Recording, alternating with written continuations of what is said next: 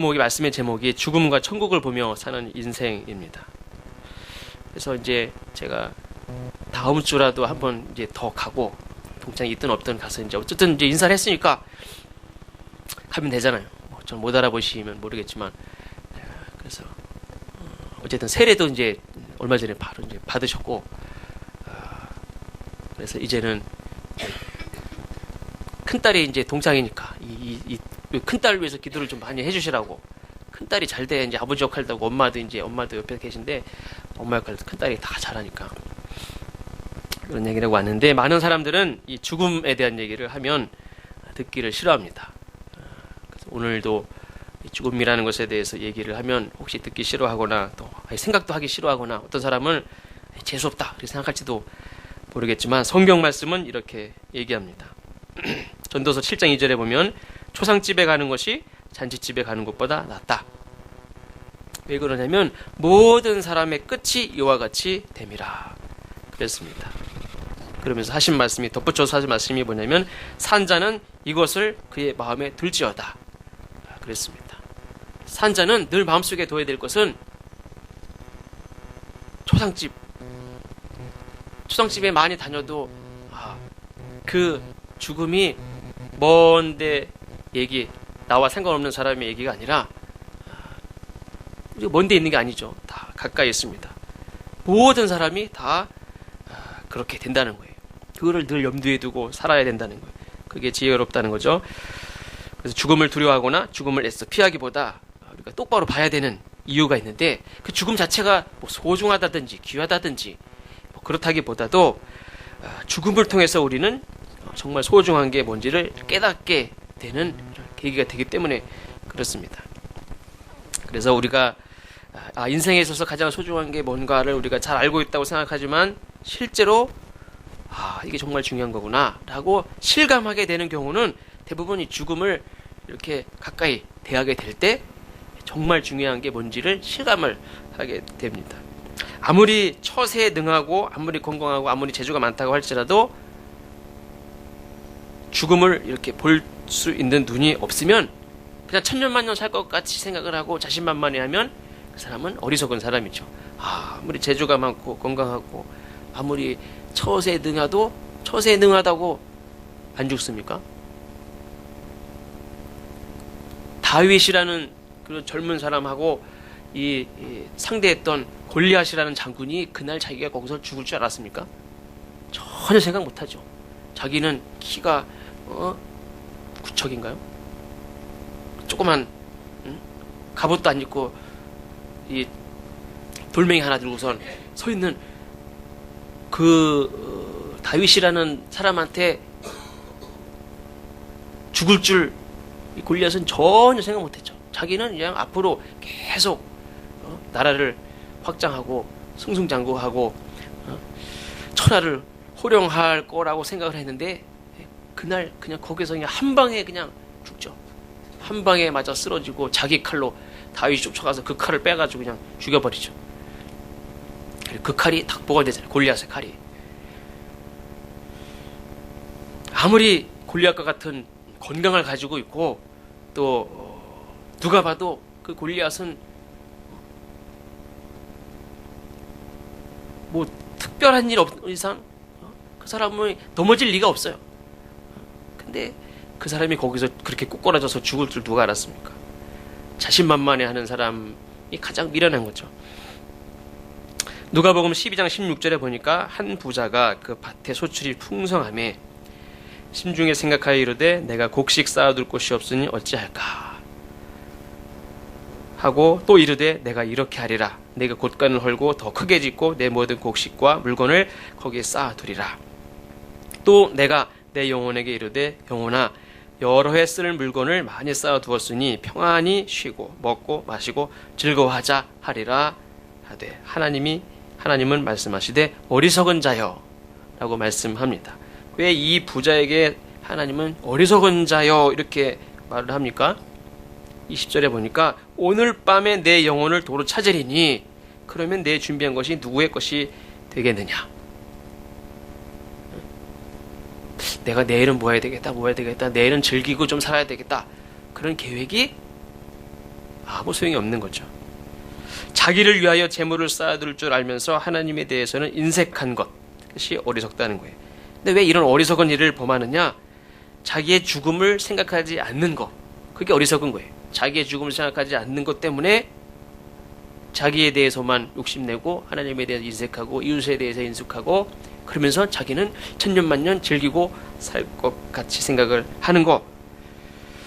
우리는 결국 죽는 존재라는 사실만 알아도 인생이 달라진다는 거예요. 우리는 늘 죽는다는 걸 생각하지 않고 내일이 있으니까 뭐 앞으로 10년, 15년, 20년. 요즘에는 평균 연령이, 제가 10년 전에 평균 연령 보니까 남자가 78세고 여자가 81세인가 뭐 그랬었어요. 근데 지금은 아마 남자가 80세고 여자가 한 85세나, 10년 더 지나면 남자분이 80 한 넘어갈 거고 여자분은 90세까지 살지도 몰라요. 평균. 그러니까 90세 전에 돌아가시면 평균도 못 사신 거예요. 이어공 권사님도 90세 모자라세요? 좀 더 이렇게 넘어서까지 그냥 건강하게 사시기를 바랍니다. 네. 오래 사는 게 문제가 아니라 건강하게 사는 거죠. 근데 평균이 그래요. 요즘에 점점 오래 살아요. 근데 어쨌든 결국엔 다 돌아가셔요. 그것만 알아도 우리 인생이 바뀐다는 거예요. 다윗도 죽을 날이 임박하였을 때에 그의 아들 솔로몬에게 이렇게 말합니다. 내가 이제 세상 모든 사람이 가는 길로 가게 되었노니. 그 천하를 호령하던 그 다윗은 안 갑니까? 다윗도 다 가는 거예요. 다윗이라고 하나님이 야, 넌 예외, 이게 아니라 다 간단 말이에요. 그러니까 다윗도 내가 이 세상을 어떻게 살았는데, 내가 이제야 조금 살만한데 내가 가? 난 못 갑니다. 난 안 갑니다. 그게 아니라 그 아들한테 나도 이 세상 모든 사람들이 가는 길로 내가 좀 가게 됐다는 거예요. 그러면서 솔로몬에게 너는 대장부와 같이 담대하고 강하라, 이렇게 얘기를 합니다. 이스라엘을 통일하고 역사상 가장 부강한 나라를 세웠던 다윗, 하나님 가장 마음에 아팠던 자라고 얘기했던 그 다윗도 죽을 날이 임박했을 때 나도 세상의 모든 사람과 같이 나도 이제 그 길을 가게 되었다라고 말을 합니다. 물론 내가 언제 죽을지, 저 사람이 언제 죽을지 아는 사람은 없습니다. 어떤 사람들은 보니까 당신 이렇게 해서 언제 죽을 것 같이 이런 걸 얘기하는 사람들이 있는데 아무도 몰라요. 내가 언제 죽을지도 나도 모르고, 저 사람이 언제 죽을지 나도 몰라요. 아무도 몰라요. 하나님밖에는 몰라요. 제가 아는 거는 다 죽는다는 거예요. 언젠가는 다 죽는다는 거예요. 그러나 사람들이 말하듯이 이 세상에 오는 건 순서가 있지만 가는 건 순서가 없다고 말을 하죠. 생각할 때에 나이가 많으신 분 먼저 가는 것이 맞다고 생각하죠. 그래야 억울하지 않다고 생각하겠지만, 종종 하나님은 나이 순이 아니라 어떤 순서인지 모르겠어요. 그냥 하나님 어떤 때는 먼저 데려가셔. 우리가 먼저라고 얘기하는 것 자체도 말이 안 맞는 거지만 하나님이 알아서 데려가시는 거니까, 내 맘대로 내가 알아서 데려가는데 네가 먼저 데려가느냐, 왜 나중에 데려가느냐, 왜 그렇게 이렇게 하실 수 있죠. 우리는 나이 많은 분이 먼저 가는, 일반적 평균적으로 보면 그렇지만 그게 순서라고 보지만, 하나님 나름대로 먼저 데려가실 분 먼저 데려가시고, 더 있게 하실 분 더 있게 하시고. 그래서 우리는 60세, 예전에는 60세 이후의 삶은 여생이라 이렇게 생각해서 60세 이상 60세 넘으신 분들은 그냥 죽어도 여한이 없는 것 같이 생각했어요. 60세 이후 넘으신 분들은 돌아가셔도 자식들도 그렇게 슬퍼하지 않았어요. 그냥 살 만큼 살았으니까.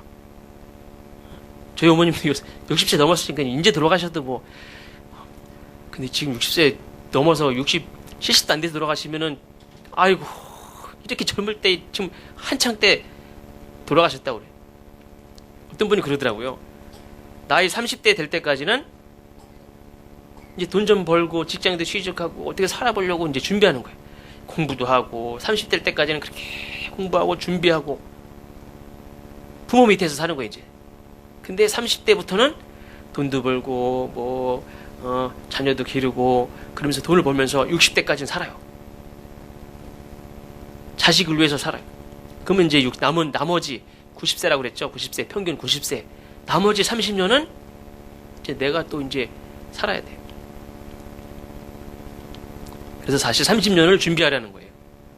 이미 60세 넘으신 분들은 이렇게 너무 자녀들 그냥 뒤치다거리지 하지 말고 이제 나머지 30년이 더 중요하대요. 나머지 30년을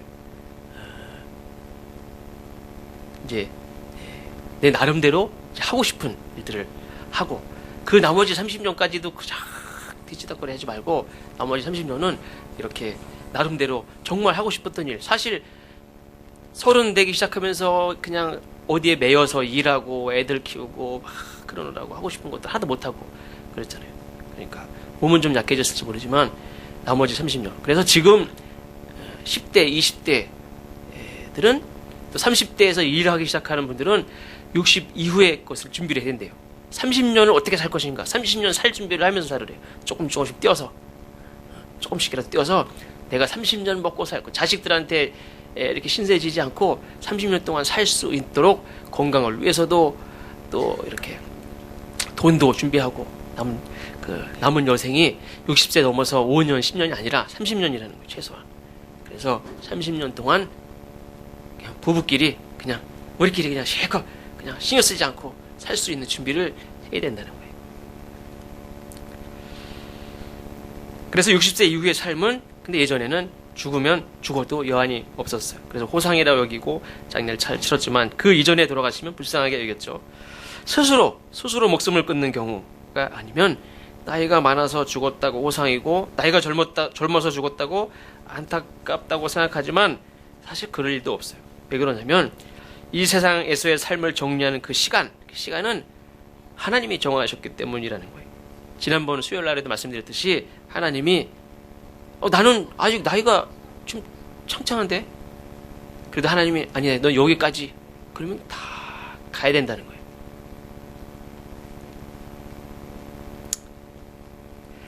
지난주 수요일 날 장태선 목사님 설교를 해주셨는데 제가 그냥 주보에 무슨 내용을 넣을 게 없을까 그래서 세월을 아끼라 말씀하신다고 그래서 제가 그 중에 하나를 좀 조그만 내용을 썼는데 거기에 보면 히스기야에 대한 이야기가 있습니다.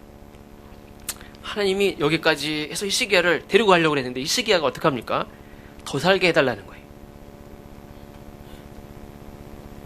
어떤 분들은 네 알겠습니다 가는 사람도 있지만 히스기야는 안 된다는 거예요. 막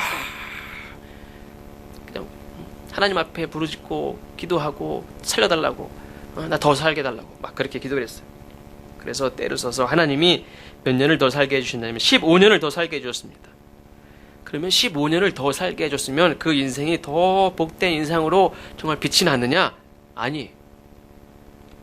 하나님 여기까지라고 했을 때는 정말 그 히스기야 왕은 신실하고 정말 이스라엘 역사상 성군이라고 불리울 정도의 그런 좋은 왕이었었어요. 그런데 하나님께 더 살게 해달라고 매달려서 얻은 그 15년 분명 열왕기하 20장에 보면 하나님께서 히스기야 왕에게 15년을 더 살게 해주겠다 이렇게 딱 15년이라고 얘기를 하셨어요. 그러면 히스기야 왕은 15년이면 시간이 점점 줄잖아요. 우리는 지금 잘만 하면 평균 90살 한다니까 나는 잘만 하면 90 넘게도 산다라는 그런 생각이 있으니까 마음에 걱정이 없지. 만약에 권사님 한 3년 남았다고 그러면 긴장이 될까요 안 될까요? 아마 그냥 갑자기 좀 비참해질 거예요. 3년밖에 안 남았다니. 15년이라고 그래도 아마 시간을 딱 정해주면 저 같으면 긴장할 것 같아요. 15년이면. 근데 이 왕은 히스기야 왕은 15년이라고 분명히 얘기했음에도 불구하고 15년이 길게 느껴졌는지 자기 살만하니까 자기가 이제 병에 걸렸다 나았어요. 하나님이 치료해 줘서 나았어요. 그랬더니 근방에 있는 많은 나라의 왕들이 그러냐고 그러면서 이렇게 문병하러 사람들이 많이 와요. 그때에 이제 살만하니까 자기 소유를 다 자랑합니다. 15년이 긴 시간입니까?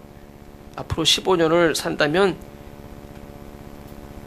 내 재산을 자랑해도 될 만한 그런 시간인가? 그렇지 않죠.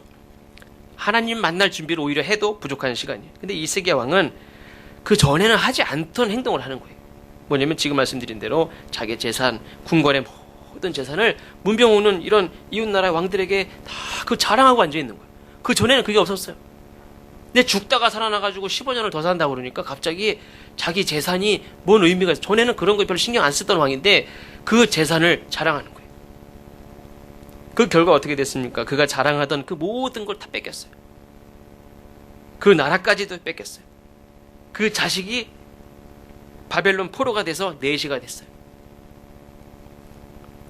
하나님이 여기까지, 사람은 다 사실은 거의 99%가 무슨 교통사고가 나거나 요즘에 사고 얼마나 많습니까? 그런 사고가 아니면 대부분이 다 몸이 약해져서 기력을 다해서 병들어서 죽어요. 다. 그래서 병들어서 죽는 게 무슨 저주고 불행한 게 아니에요. 다 사람은 나중에 약해지니까 다 그런 병을 얻어요. 하나님이 여기까지라고 했는데 이 이스기야는 15년을 더 산 결과가 뭐냐면 자기가 다스리던 나라, 자기 자식 다 뺏기고 다 잃어버리고 비참하게, 아주 불쌍하게 그런 마지막을 맞이합니다. 사실 죽음을 염두하고 살면 자랑할 게 없어요. 이사야서에도 보면 이 이스기야를 교만하다고 얘기합니다. 교만해졌어요. 15년을 더 살게 된 결과 이 사람이 교만해졌어요. 곧 죽을 텐데 뭘 자랑합니까? 이 서울 용밀이나 또 벽제, 뭐 납골당 같은데 아니면 연화장 이런 데 가보면 일기, 또 저희 조암 화성에 살 때는 거기 화성시에서 운영하는 그 납골당이 있어요. 거기 가보면 이렇게 늘 이렇게 적는 게 있죠. 그래서 돌아가신 다음에 생각하면서 거기다가 편지를 쓰는 거예요. 그 사랑하는 사람을 먼저 떠내보낸 그런 유족들이나 뭐 친구들이나 하는 분들이 이렇게 기록한 편지가 있습니다.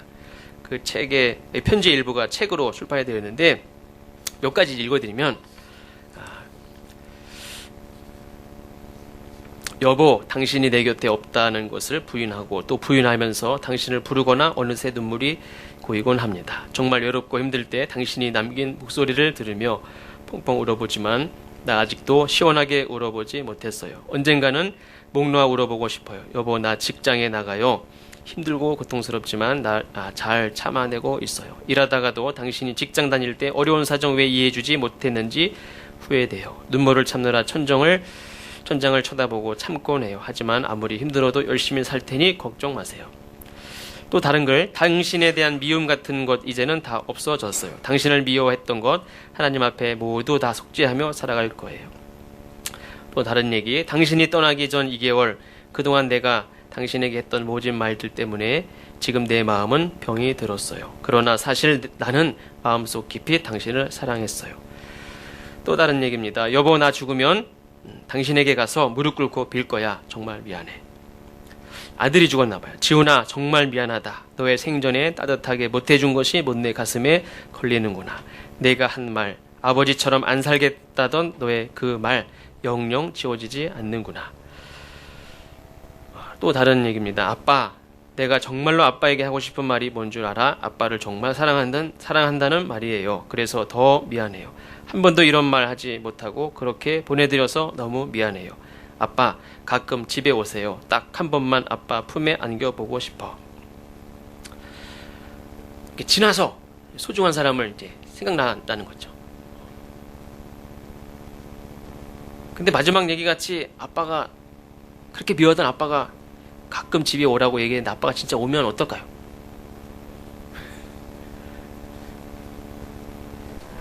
정말 죽은 아빠가 집을 찾아와서 나를 안아주겠다고 이렇게 다가와 보세요. 기절초풍하고 도망갈 거예요. 마음이 그렇다는 거지. 진짜 와보세요. 도망가지. 그럼 마음이 그렇다는 거지. 다 부질 없는 거예요. 다 지나갔어요. 끝이에요. 예전에 저희 아버지가 하신 말씀 중에 이런 얘기가 있어요. 대신 말씀을 드리면, 자기 남편이 죽어서 장례를 치르는데 이제 선산에 시신을 묻는 거예요. 하관을 하는데 죽은 사람 그 아내 되시는 그 아주머니가 칼을 붙들고 안 보내주는 거예요. 같이 가자. 안 된다고. 가지 말라고 관을 붙들더라는 거예요. 붙든다고 안 갑니까? 가죠. 결국 관을 깊은 땅 속에 탁 내리는데, 아니 여자분이 이 아내 되시는 분이 막 울면서 막 하는 말이 같이 가자고 당신 없이 못 산다고 막 발버둥을 치는데 잘못했다가는 떨어지게 생겼더래요. 그런데 옆에 사람들이 잘 붙잡았는지 안 붙잡았는지 잘 모르는데 그 아줌마가 확 떨어진 거 거기 떨어졌대요. 같이 가자고 그랬으니까 그냥 같이 가면 되잖아요. 떨어졌으니까 가면 되는데 그 아주머니가 같이 갔을까요? 아니면 어땠을까요? 나 살려달라고 막 같이 가자고 당신 없이 못 산다고 막 같이 죽자고 막 같이 죽자고 간 붙들고 통곡을 하던 그 아주머니가 막상 간으로 떨어지니까 기절초풍을 하면서 막 발버둥을 치면서 나 꺼내달라고. 나오기 쉽습니까? 더 나오기 힘들어요. 왜 못 나올까요? 남편이 그래 같이 가자 그러고 발을 붙잡는데 올라오겠어요? 못 나오지. 느낌이 그렇겠죠. 발을 붙잡는 것 같으니까 뭐 왠지 뭐가 걸린 것 같고 막 무겁고 나오기가 어려워요. 사람들이 꺼내주니까 아까 같이 가자고 막 나 혼자 못 산다고 그러던 말은 쏙 들어가고 저기 가가지고 그냥 한 번만 그다음부터 말을 못해줘. 같이 가자고. 다 쓸데없는 거예요. 부질없는 짓이. 미안하다고 해도 소용없어요. 그렇죠? 같이 가자고 그러면 같이 갑니까? 못 가죠. 평소에 죽음을 내다보는 눈을 가지고 살아야 후회하지 않는 삶을 살 수 있어요. 그래서 앞에 말씀드린 바와 같이 정말 소중하게 여겨야 될 사람, 사랑해야 될 사람을 사랑하지 못하고 후회하는 일이 없다는 거예요. 그래서 어제 제가 거기 갔던 그 병원에도 그 큰딸은 아빠 너무 힘들지 않아? 오늘 너무 말 많이 해서 힘들지 않아? 그랬더니 아빠는 아니야 나 하나도 안 힘들어. 하나도 안 힘들어. 나 힘나는 것 같은데 막 그러시더라고. 그래서 생전에 들어보지도 못한 새로운 사실을 많이 알게 됐다고 그러길래 뭔가를 뭐 하기보다도 그냥 아버지 옛날 얘기 많이 이렇게 들어드리라고.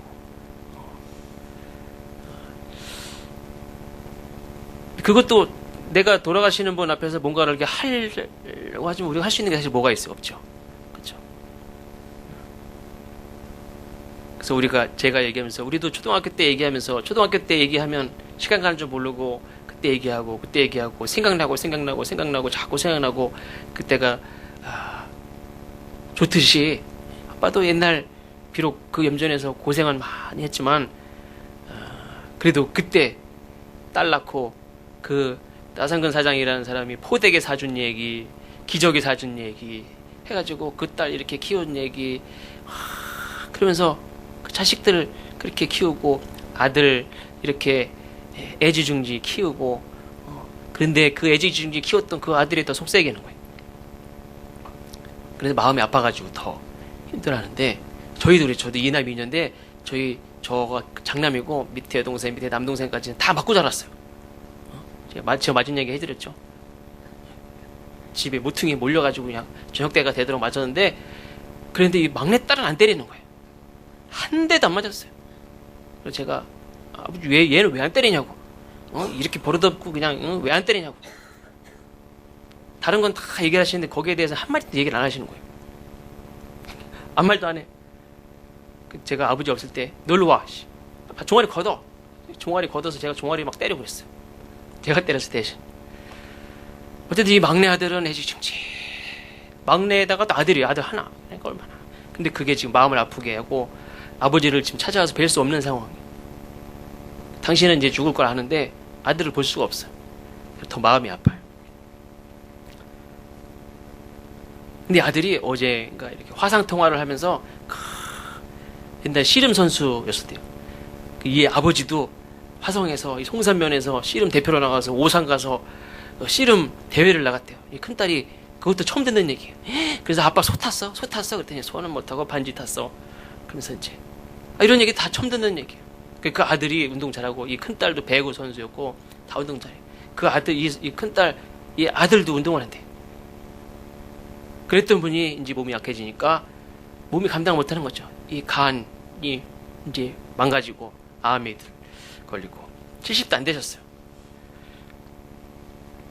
근데 그 아들이 그렇게 아버지 속색이고 그렇게 살더니 이제야 아버지가 돌아가신다고 그러니까 그때 정신을 차리고 아버지는 찾아올 수는 없고 화상 통화를 하면서 30분 동안 울면서 아버지한테 잘못했다고 그렇게 얘기를 하더래. 아버지가 죽는다고 그러니까 이제 좀 정신이 드는 거예요.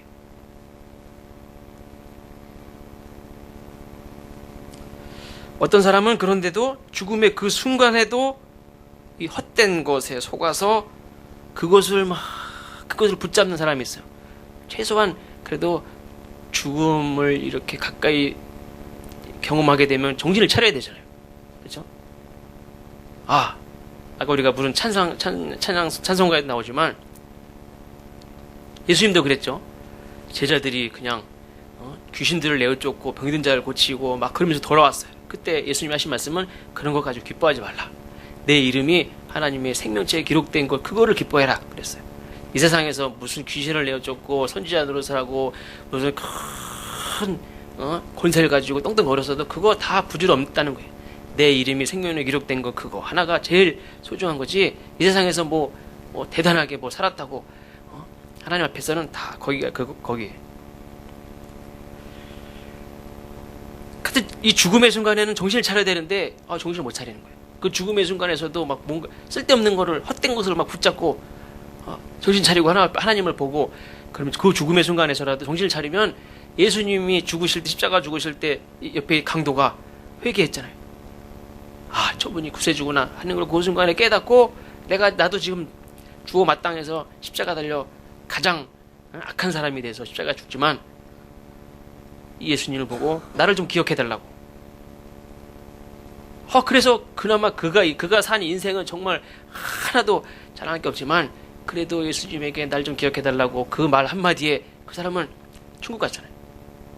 그러니까 죽음의 순간에서라도 깨닫는 게 참 중요한데 그걸 못 깨닫는 사람도 있다는 거예요. 헛된 걸 부르는 거. 예를 들면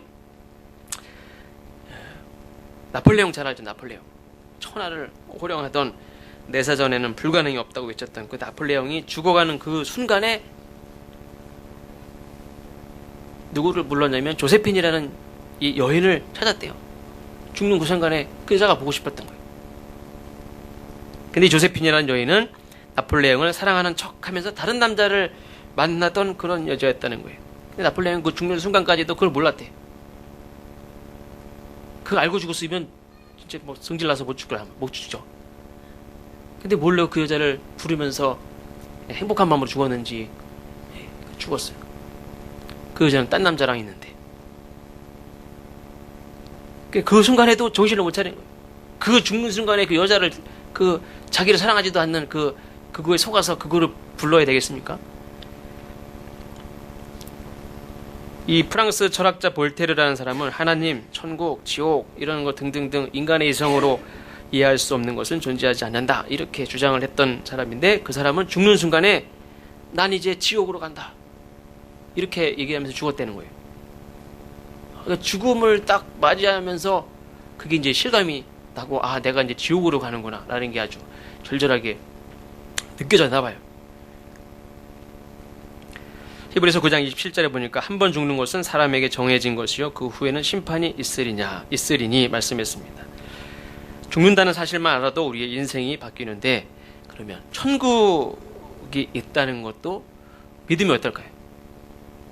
죽는 것만 생각해도 인생이 바뀌는데 그렇죠? 죽는 것만 생각해도 인생이 바뀌죠.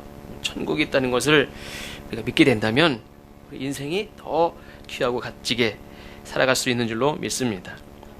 어느 날 내가 모든 사람이 죽는다. 한 번 죽는 것은 사람에게 정해진 이치다.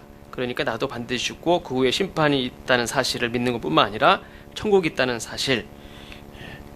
우리가 달리기를 해도 여기 달리기를 해서 꼬리를 하면 상이 있다는 것을 아는 것과 그냥 끝이 있는지 없는지 모르는 상태에서 달리는 것과는 전혀 다르죠. 꼬린 지점이 있다는 것을 알고 달리는 것만 알기만 해도 우리가 잘 달릴 수 있어요.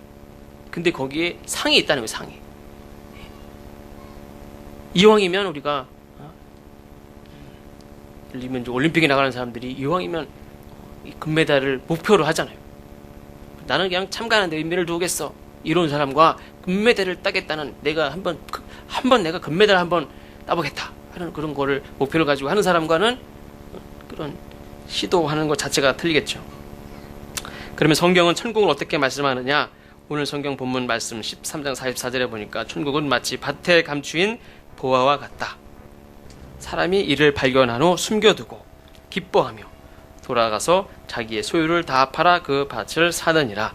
무슨 말씀이냐면 정말 값진 것을 발견하게 되었을 때에 전 재산을 다 팔아서 그것을 꼭 소유하듯이 천국은 이 세상의 모든 것보다 값지다는 거예요.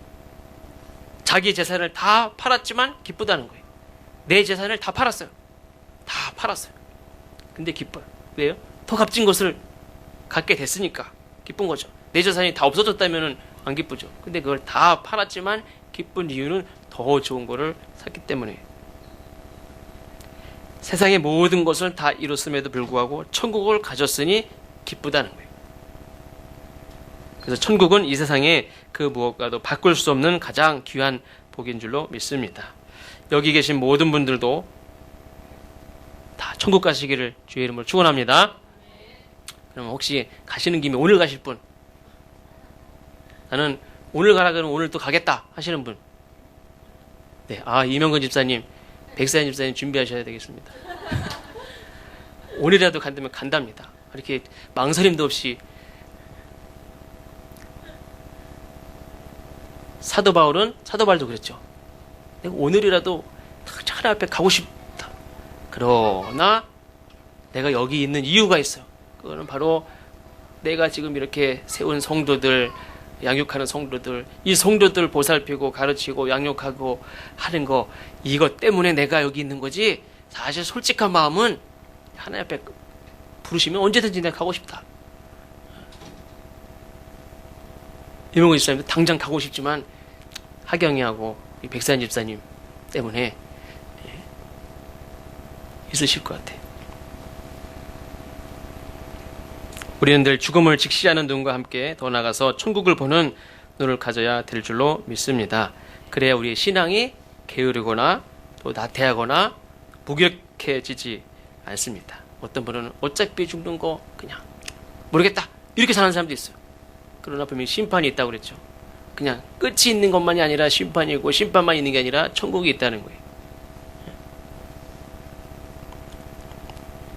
난 내가 왜 사는지 모르겠다 이런 말을 하지 않을 수 있어요.